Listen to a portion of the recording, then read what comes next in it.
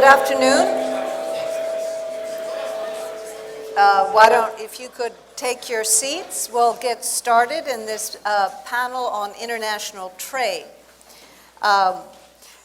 Really quite unusually, international trade was a significant issue in the US elections last year. It really hasn't always been the case. And of course, both Secretary Clinton and President Trump were highly critical of trade deals. And since taking office, President Trump has basically jettisoned the US involvement in the Trans-Pacific Trade Agreement, been highly critical of NAFTA, sometimes characterizing it as a bad deal for America that needs to be terminated, and more recently has suggested that it needs to be modernized or updated, renegotiated to better serve the United States. So trade has been at the forefront of public debate over the last year.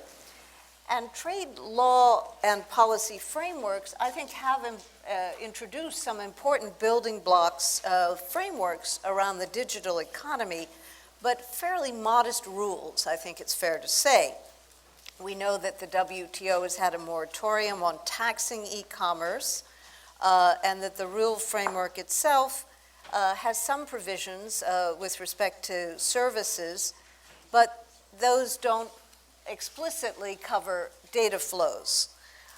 We've had a few dispute settlement cases that have raised questions about China audiovisual distribution issues, a services gambling case, and some others. And the first real rule-based framework that was advanced was in the TPP that included some binding language on data flows, but it also included some important exceptions, which I think included finance being one of those.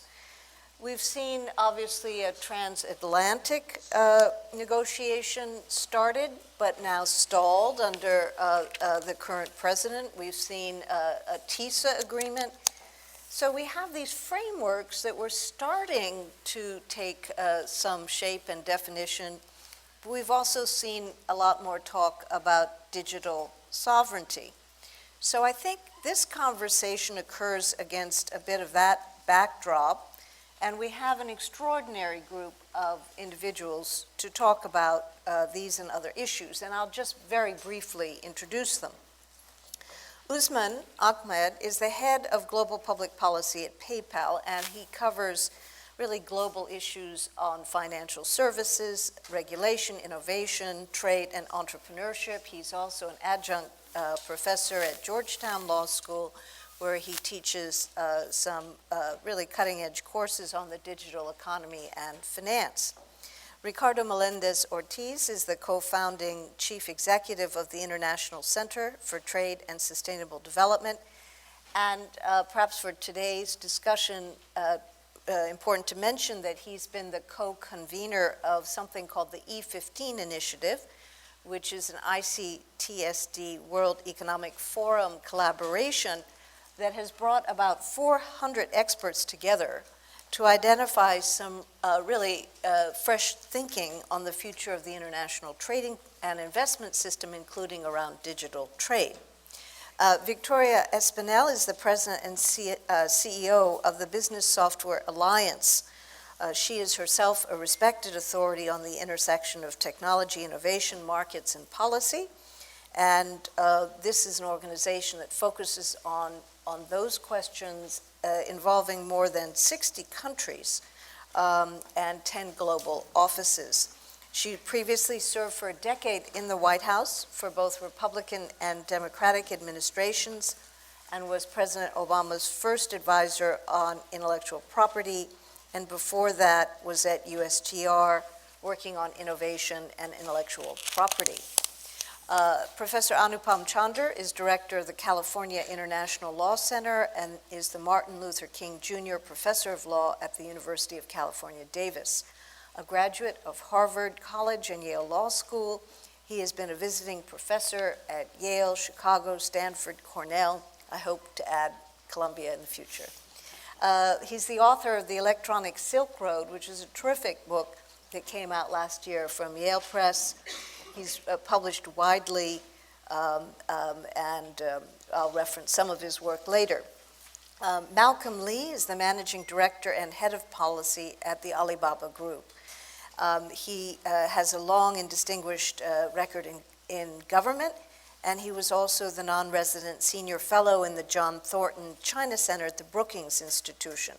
He served in the White House as the senior director for intellectual property enforcement and coordination, and at the Commerce Department as counselor to the secretary and head of policy and strategic planning. So I think we're going to try and have a conversation rather than some initial intervention. That's our modus operandi for the day.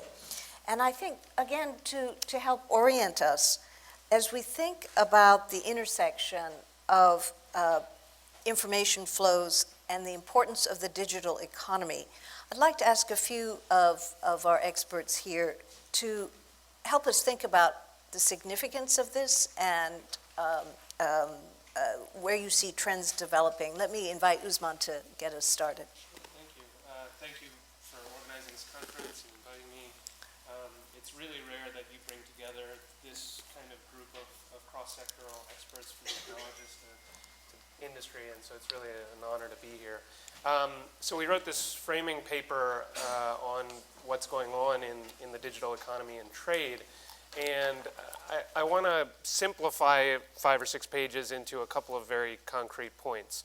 One is the notion that we heard in the beginning of the day that there's kind of this dogmatic discussion about the internet as being this great thing, and you know, where's the data to back that up? And so what we've done in the framing paper, or in the paper for you here, is said the distinction about the internet and trade is maybe not pure efficiency, which was discussed at the beginning of the day, but rather the idea of an inclusive economy, which has always been a big problem, arguably, with trade, is that the winners of trade were the big guys and the people who could take advantage of international markets, create trust across borders.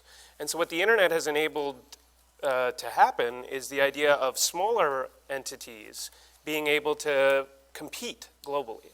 And so we did this study where we looked at businesses using PayPal, and in particular, the most interesting finding was when we looked at businesses in the US in the middle of the country, or in rural towns with 50,000 people or less, we found that they had the exact same growth patterns and exact same export patterns as those on the coasts and in large cities like Manhattan, which I would challenge anybody to look at a telecom network or to look at another proprietary network and say, oh, that same thing would play out in that dynamic.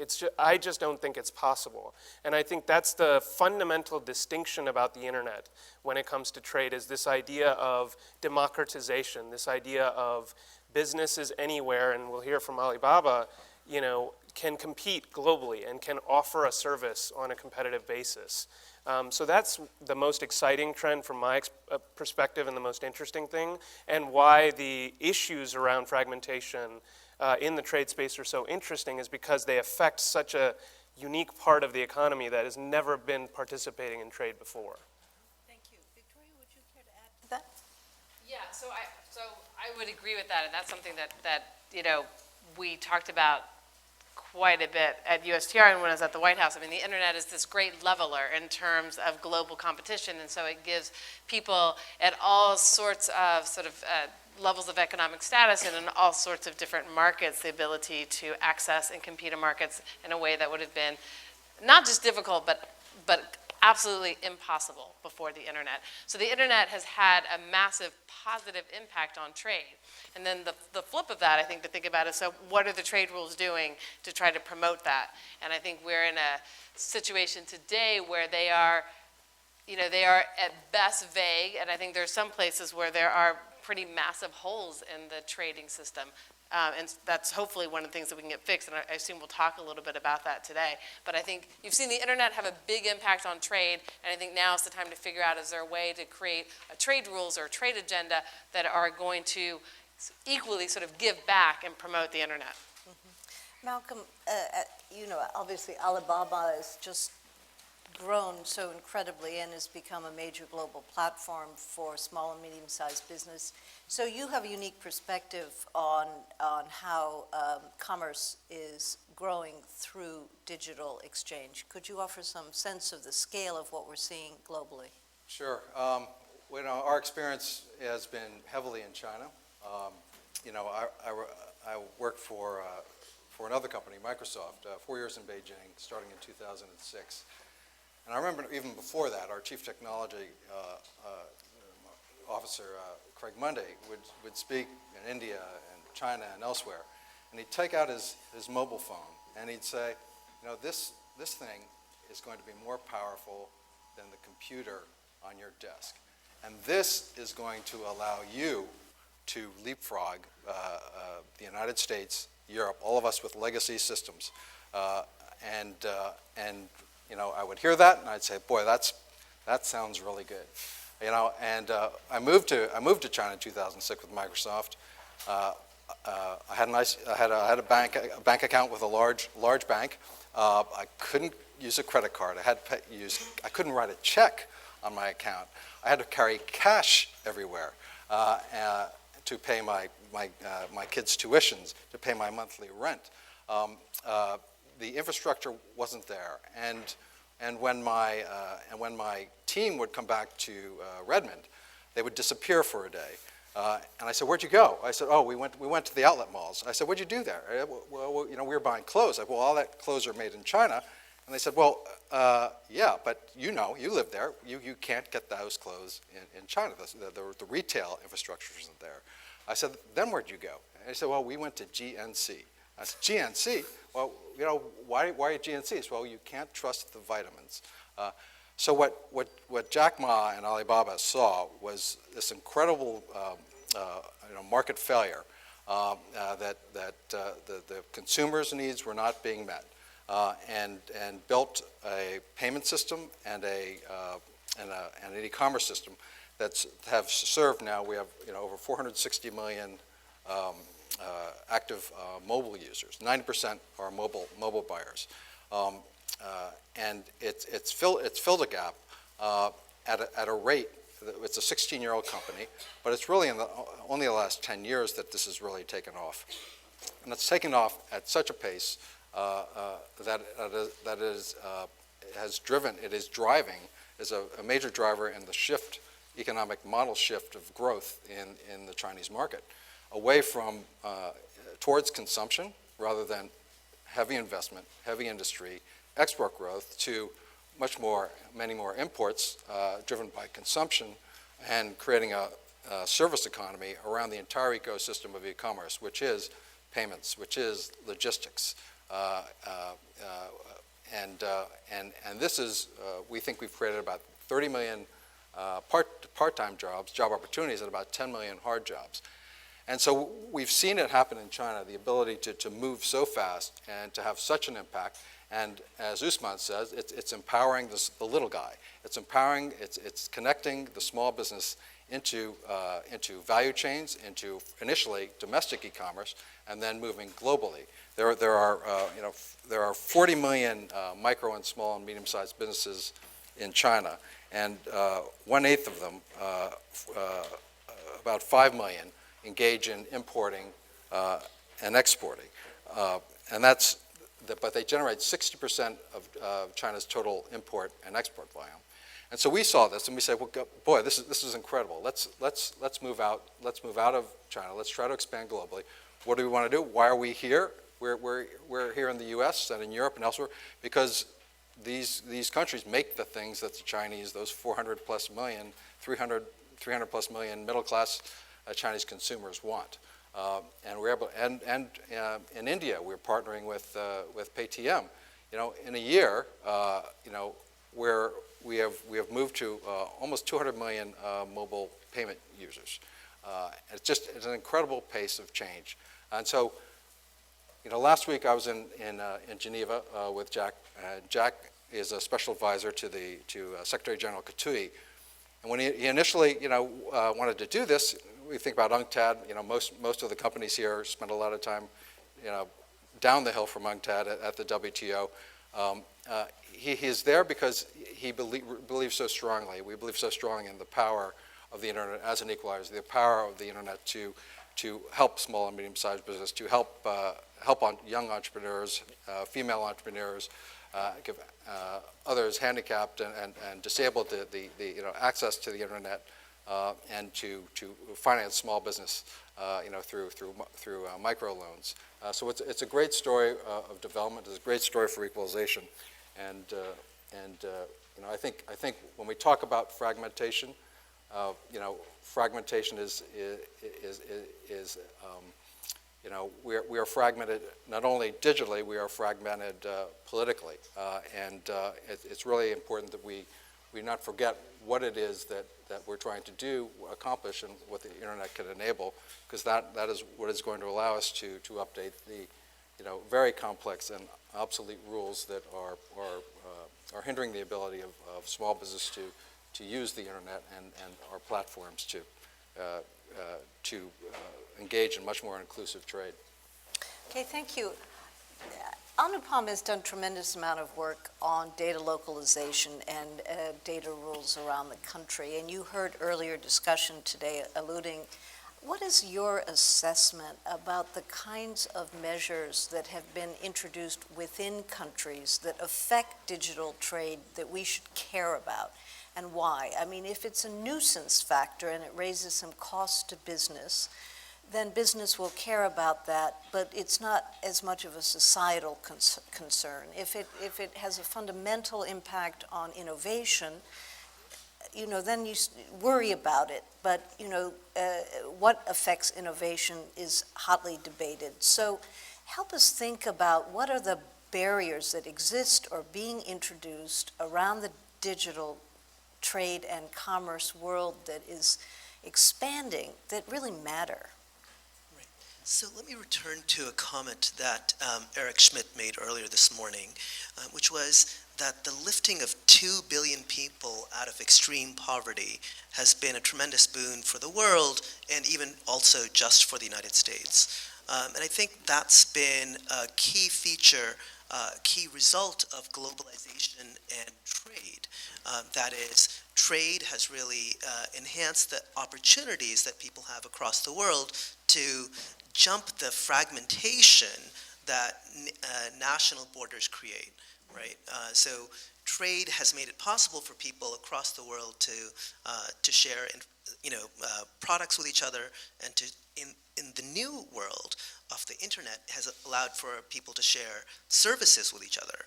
That is, now you can provide services from Indonesia or Africa to richer parts of the world. And fragmentation in the existing world really exists largely in the terms of visas. Right. Visas are the most onerous parts of fragmentation that actually exist in the world. That is, the hardest thing to get across a border is actually not a good, not a bit, but actually people. And so what we need to do is focus on the ways that we can liberate those kinds of borders, but the internet is, of course, a way to jump those borders, to jump that fragmentation, and trade is supercharged by the internet. So I think data localization in this context turns out to be reimposing that kind of political fragmentation on the internet. And so it disrupts those potential benefits of e-commerce, of service provisions across borders. So essentially it takes people out of a global space by imposing these kinds of borders that keep people out. Well, let me give you the hypothetical. I'd like to ask Victoria to comment on this as well. If you have a plane flying across, or a car driving across boundaries, and you're moving towards autonomous, semi-autonomous, and data flow is really essential to the learning of those industrial enterprises, and you have barriers on the flow of that information. Is that a serious problem, or is that something that you can correct for through other means so that we should really care about it? Victoria? No, it's an absolutely serious problem, and I think, so, you talked about the fact that fragmentation caused business uncertainty. and all of that, and that's a negative, but just to put that aside for a moment, I think you have a great question. So why should society care about this, and what are the bigger impacts? And I would list at least two. So one, I think in terms of stopping innovation, things like big data analytics and AI and cloud computing cannot work unless data can move around the world fairly easily. So without that, those innovations are going to stop. And I think, for many of us who are kind of immersed in the technology world, we take all of that, we take it for granted that that's on a positive trajectory, and I think you can lose track of the fact that cloud is actually a very new technology. And AI and the data revolution have barely just started. And I think if there is a cloud put over those new technologies, essentially at their inception, it's going to make it much more difficult for them to move forward, and that is going to have a negative impact on society.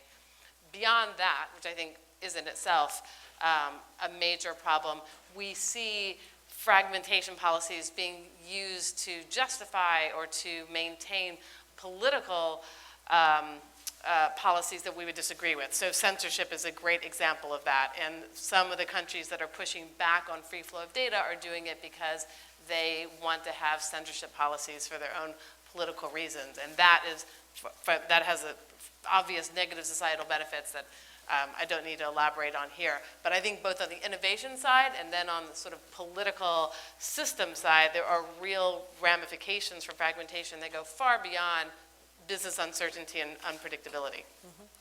Well, let's turn to the policy frameworks that one could imagine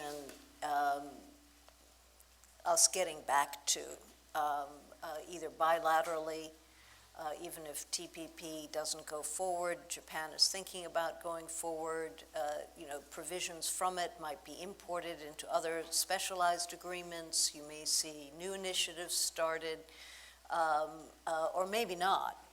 And of course, we've seen some US-EU initiatives around information sharing in the wake of the ECJ ruling. That might produce new next generation agreements, who knows? And one would think that perhaps one needs more frameworks, bilaterally, multilaterally, et cetera. I know that Ricardo Meléndez has been thinking a lot about how we might revitalize some of the trade talks and where the work needs to be done. What is your assessment in the current environment, which is far more skeptical than it was a year ago? Thank you, Merit. It is a great question because, and as you say, because the current environment is different from what it was a year ago and what it was a few years ago and so on. And that's one of the characteristics of the digital economy.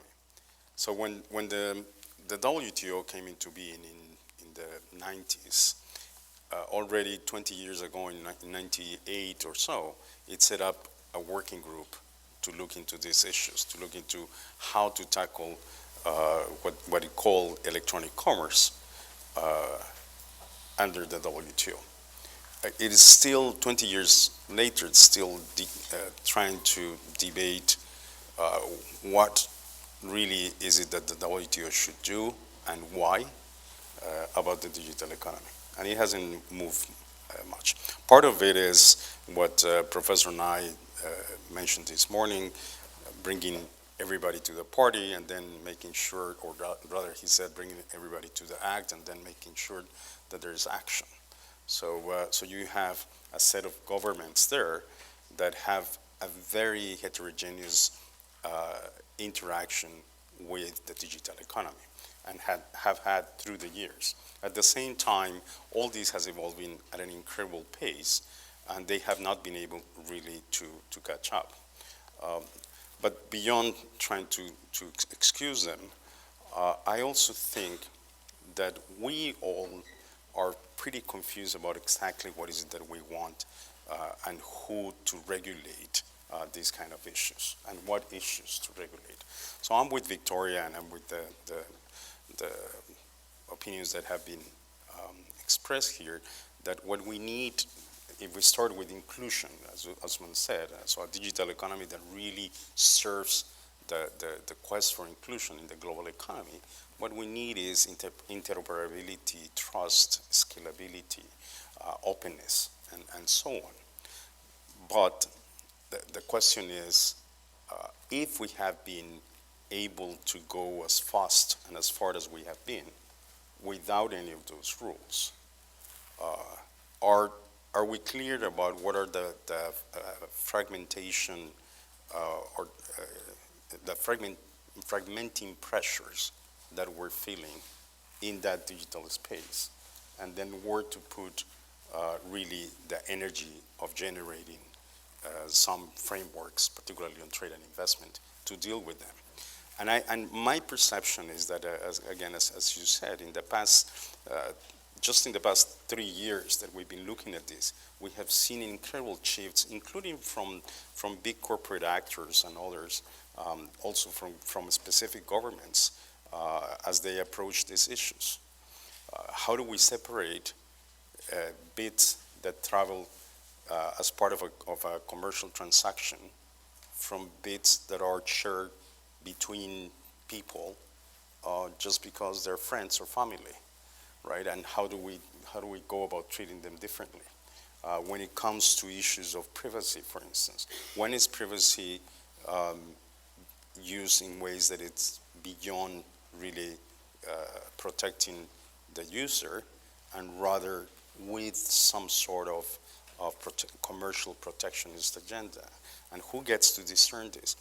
Those sort of things. That's one part of I think why we haven't moved much is because the issues are incredibly hard, and we've been deliberating them.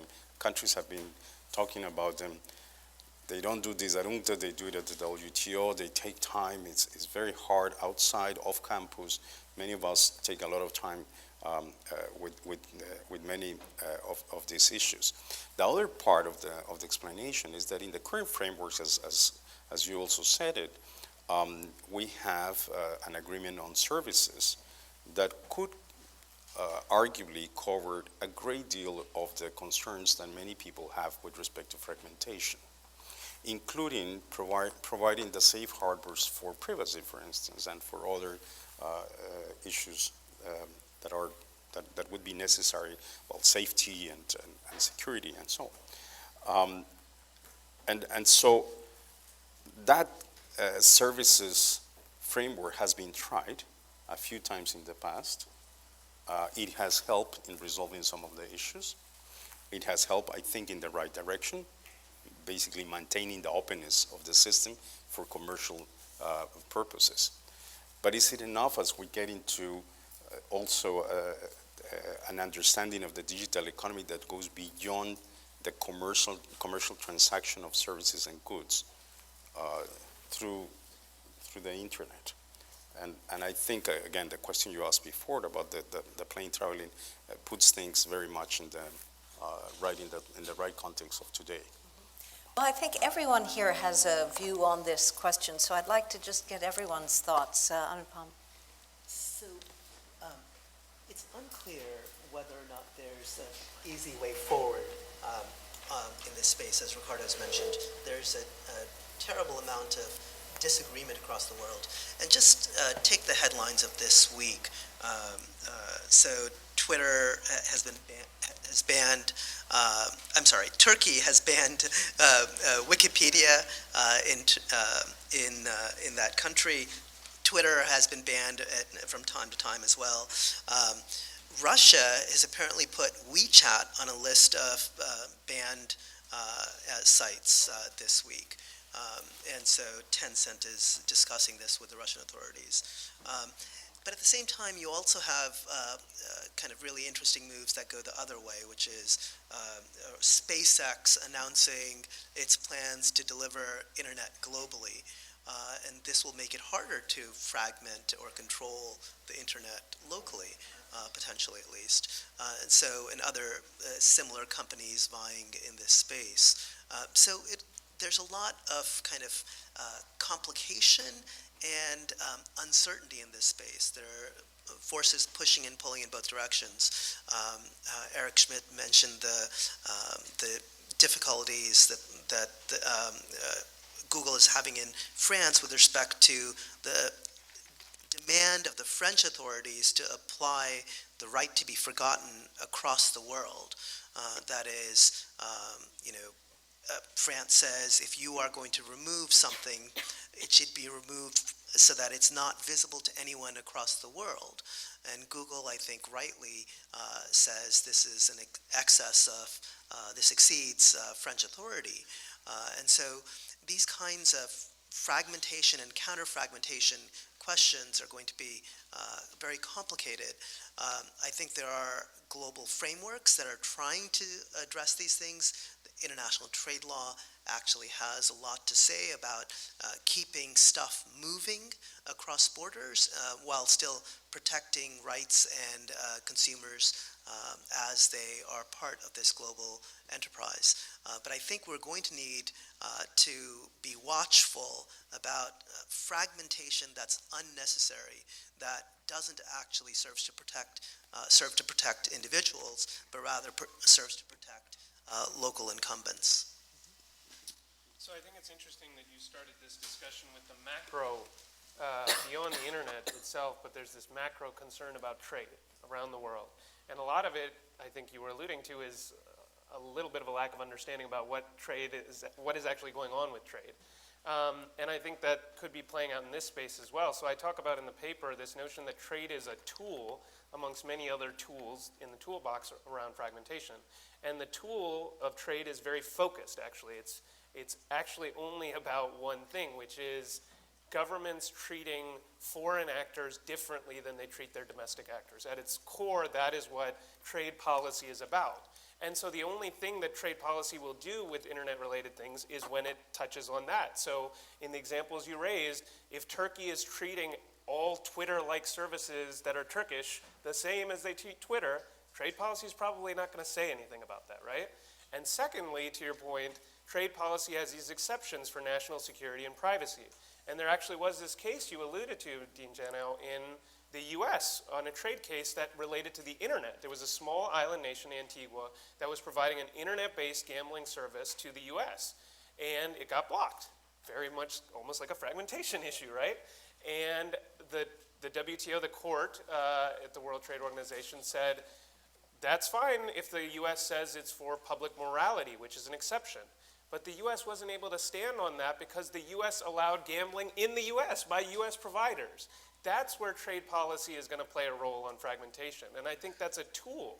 I think, the work of the multi-stakeholder community is going to be a tool. I think these are all interlaced tools that have functionality. And I just wanted to lay that out in a room of folks who probably aren't trade experts as to kind of where trade plays into this fragmentation debate. Yeah, thank you. Very, very important. I think, let me just also say on that gambling case, it was a question of, did the United States schedule openness? And so that's also how the trade regime speaks to the question of services, is what does the country commit to as against some automatic right that is externalized. Malcolm, what is your sense of this? Yeah, I'll approach it going back. You talk about data location, data mobility, but I think it's important we come back to what is that data being used for, and I'll just use I'll just use one example. It's our Ant Financial has been able to, through its knowledge of the small businesses, has been able to give $1 billion to 400 million small business users, average $3,000 to $5,000 microloans with an extremely low non-performing repayment rate. But it's all based on data. It's all based on our knowledge to be able to assess the risk. And so when, Alibaba has all the companies represented here, and we all comply with local laws as we must. But when you make it more difficult to use that data, you're also potentially denying a service to those who are least included and who are being left behind in the economy. So I think we need to remember, we need to keep that in mind. I think policymakers and and all of us need to keep that in mind. What are the services that are being potentially put at risk when restrictive policies are in place? I mean, there are countries are going to have different approaches on these issues, and nobody wants to, no government will ever want to define national security. But there are interoperability frameworks that are being developed, often with the leadership of industries from companies from many different countries. There's some great work being done with the APEC privacy framework and others that are potentially provide some path forward. Mm-hmm. Victoria, how do you see at this moment the software industry as an advocacy group on the establishment of rule frameworks? What are the top priorities? So I would be delighted to talk about the software industry's top priorities, but let me go back to the sort of bigger question here, and then of course happy to talk about our own individual priorities, because I think and it's great to go last and kind of hear what people have said. I feel like we have three challenges ultimately in terms of what we'll call digital trade. One is that it's really hard and complicated, which is a point that's been made, and I think it's hard and complicated for at least a couple of reasons. One is this is new. It's new technology still. The rules don't exist, and anything that is new is by definition going to be hard to do.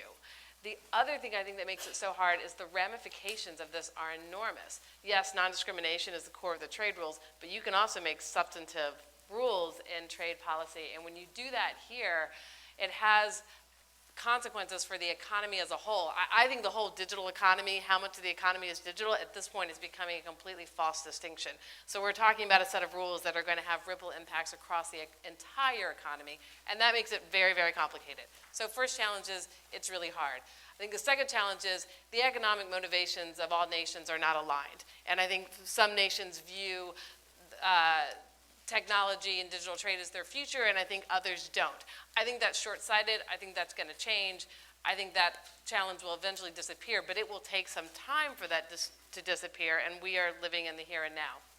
And I think the third big challenge we have is that many of the traditional mechanisms that we've used to address these issues are feeling like they're not the right place to have these discussions right now, and it's really hard to make progress. So it's really complicated. Countries have there's a wide variety of views, and there's no obvious mechanism to have these discussions in a productive way. And so I think the question is, as someone who cares a great deal about this issue, where do you move forward? And my own view, and I'm sure that people that will disagree with this, is I think you look to the reality of what is presented to you and you make the best of it. And I think at this moment, that is bilateral and regional conversations that are having among governments. So potentially NAFTA is going to be updated. NAFTA was negotiated over 2 decades ago before the commercial internet. It, by no fault of its own, does not provide rules here. That's an opportunity. The Europeans and the Japanese are in the middle of a free trade agreement negotiation. That's an opportunity, and I would urge the Japanese government to stay strong in those discussions. The U.S. and the European member states and European Commission are going to have the opportunity for bilateral discussions. I think you look to bilateral regional discussions with a long-term strategy of trying to bring those together, but I think that's our reality at this moment. I think that's our best opportunity, and I think we should seize it. Since you were kind enough to ask what software thinks about this, I will just say very briefly, I think we thought the rules that were in the trade-specific partnership were a good beginning. I think we thought they were a great beginning, and we were very pleased that the Obama administration was trying to begin to have a framework for data policy. But I think it was a beginning, and I think we have been, and probably very shortly we'll be in a place to talk about this publicly, thinking about, let's go beyond TPP. Putting aside the status of TPP at the moment, what does a broader digital trade agenda look like? And we have a number of ideas that we would put on top of where the baseline was set in TPP and try to move those forward. Mm-hmm. And who would be the most receptive to that is an also interesting question we might bring out through our discussion. But Ricardo, would you comment? Yeah, thank you. I wanted to react to a couple of things and also answer your question before. Where do we see the opportunities? So Well, the first thing on React, okay, the first thing to react to, I think, is this question of capabilities, the differences in capabilities that countries have, and then how they relate to the digital economy question. And I think that this is a very critical issue. Countries, as I think it's Bill Drake that points out in one of his papers, that the digital economy really is taking place through this multi-layer. He talked about 5 layers of operation. And when we were talking about a world in which we were concerned with the top layer, the more visible one, the commercial transactions, then things were much easier probably for countries in terms of deciding what was their political economy, what were their interests, and so on.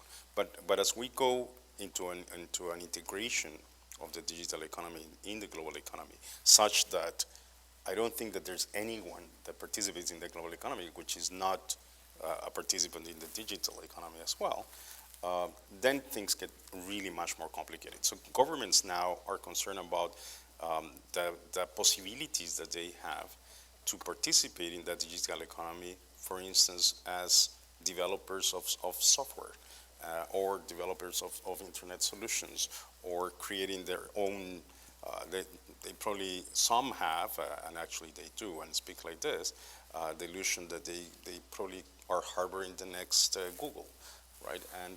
And so they may be using industrial policy of the old type to fragment. That's the kind of fragmenting pressure that I think that needs pushback from the rules, and where we're equipped not in an optimal manner. And so that's a discussion that, again, countries have to have in a very focused, concentrated manner. Now, we have there's some progress, as you mentioned before, on the TPP. It was the baseline, it's already been probably, there are some examples today that go beyond. They're happening, some of them in Latin America. There's a Chile-Uruguay agreement that has some very interesting features there. There's the Pacific Alliance discussions with Mercosur that also include some very interesting things in there. There's some people that are talking about digital regional markets, some countries that are getting together to talk about that, hopefully with a building blocks approach and not with a further fragmentation and segmentation approach. So there are all these opportunities, but again, what is more important right now is to try to understand how to respond from the trade perspective in ways that reassures consumers and that reassures governments on the concerns that they have. Otherwise, we're going to see more of the pushback on globalization that we're seeing, because it's just an open access question. So, I just observed that since the WTO and the Uruguay round was concluded, it's just revealed that so many areas of economic regulation has externalities, has spillovers, that other countries feel they have a right to challenge and then look at and say, is this really what it says it is, or is it something else, or is it having effects even if it was a mixed motive that we have a right to be concerned about. And so when we talk about digital trade, obviously it's implicating these security and privacy issues. And security is an area where the world does not want to go if a jurisdiction says this is a matter of national security. The international trading system is not well set up to do anything but give deference to that self-definition. But there are many other areas where you look inside and you say, well, hold on. So I think Anupam has thought a lot about the balancing and the extent to which it is, quote, reasonable to pierce the veil of what another country self-defines. Right. So the international trade law world is familiar with these efforts by countries to protect their consumers and their laws, even in the context of globalization. And Usman, hit the nail on the head, which is the point is simply to say it's perfectly right for a country to insist upon its laws, but it can insist on those laws without saying those laws can only be followed by domestic people. This is a framework that I think carries over into the digital world. Ricardo pointed out I think it's Victoria also. Victoria said to Japan, stay strong in your negotiations with Europe. And that's because Europe has actually been reluctant in the digital space to enter into international agreements that kind of liberalize cross-border flows. But one of the fascinating things in this context is that Europe is at the same time liberalizing, insisting on digital liberalization within Europe. So it's recognized the fact that cross-border flows are necessary across the 28 member states in order to bind and promote trade. But it has been reluctant to offer similar kind of liberalization vis-a-vis the rest of the world. Europe seems on its way to kind of fragmenting into a kind of, now it's going to be fragmented further perhaps, but Europe has a kind of inconsistent global policy on this matter, which is recognizing that the need for cross-border flows, but only within Europe. Obviously Europe should be able to trust people outside Europe as well. And that's what trade law is about, it's ensuring that you can trust people outside that country as well. And if I could just add to that, because Europe, there are many different views in Europe on this. The digital single market, I think, is a great opportunity, but it's a complicated and it's a long process. Inside of Europe, Vice President Ansip has been a big champion for data flows, and I think he will continue to be. But then, I said earlier that countries see their economic motivations in different ways, and the Ministry of Economy in France has said very openly and publicly that we see data localization as a way to compete against U.S. companies, and we think this is in our best economic enterprise, and they've made no bones about that. They've been very clear about that, and that is why inside of Europe, although you have some member states like Sweden and Poland and the UK, although the UK is in a little bit of a special place at the moment, who are, I think, thinking about the global economy and thinking about cross-border data flows. You have other member states that are very openly saying for their particular domestic economy, what they feel like they need to do domestically, this is not how they want to treat the rest of the world. And the question is, I myself am a big believer in kind of the world will always eventually move to more globalization, more trade among nations, more openness among nations, and you are going to hit many, many bumps along that road, but I think that is the trajectory that the world has been on for thousands of years and will continue to be on that trajectory, and eventually those will be smoothed out. But there is a real debate happening inside of Europe right now, and then you're seeing it manifest itself in these various ways. Well, I'd like to open this up for some questions from our audience. If anyone would like to get us started. Bill? I think there's a mic, Bill Drake. There's a mic behind you.